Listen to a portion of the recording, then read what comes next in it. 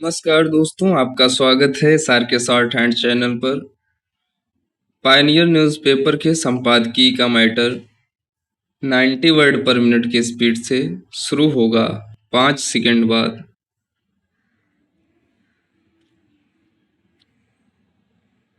Start.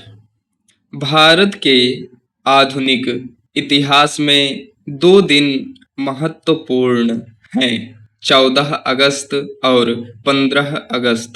15 अगस्त को Britain ने भारत को अपने कब्जे से छोड़ दिया। उन्होंने सत्ता भारत के ही एक राजनीतिक दल कांग्रेस को सौंप दी थी, लेकिन यह सारा काम बिना शर्त नहीं हुआ था।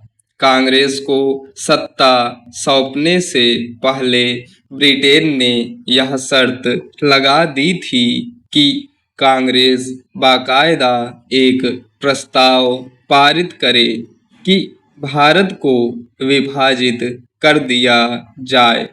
कांग्रेस दुविधा में थी। यदि भारत विभाजन का प्रस्ताव न पारित किया गया तो एक बार फिर जेलों में जाना पड़ेगा और आज़ादी की लड़ाई 25-30 साल और लंबी चल सकती है। लेकिन शायद कांग्रेस का नेतृत्व अब जेल में जाने को तैयार नहीं था। कुछ विद्वानों ने समझाया भी।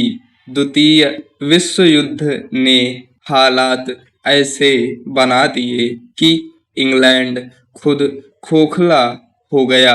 वह अब भारत पर अपना आधिपत्य आर्थिक कारणों से भी रख ही नहीं सकता। फिर नेताजी सुभाष चंद्र बोस ने भारतीय सेना में जो विद्रोह की चिंगारी जला दी है वह अब फैल रही है, लेकिन कांग्रेस का नेतृत्व अधीर हो गया था। उसने सबसे आसान रास्ता चुना। भारत विभाजन के पक्ष में प्रस्ताव पारित करो और सत्ता अपने हाथ में लो। भारत विभाजन के पक्ष में कांग्रेस द्वारा प्रस्ताव पारित कराने के बाद भारत विभाजित भी हो गया और आज़ाद भी हो गया। शायद यही कारण था कि आज़ादी का जश्न आधी रात को शुरू हुआ।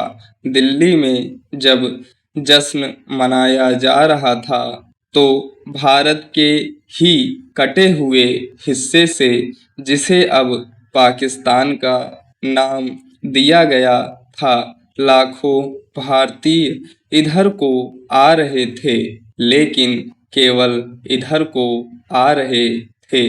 कहने से क्या काम चल सकता है। इधर को आते आते कहा जाता है 10 लाख हिंदू सिख मारे गए। क्यों मारे गए थे? क्योंकि कांग्रेस ने भारत के विभाजन का प्रस्ताव पारित कर दिया था। इतिहास का यह अजीब विरोधाभास था कि एक साथ लाखों लोगों का रक्त बह रहा था और आज़ादी का जश्न भी मनाया जा रहा था। इतिहास में कभी कभी ऐसा भी होता है। बहुत दशकों बाद देश की सरकार को यह ध्यान आया कि आज़ादी और भारत विभाजन दोनों कहीं ना कहीं आपस में जुड़ी हुई हैं।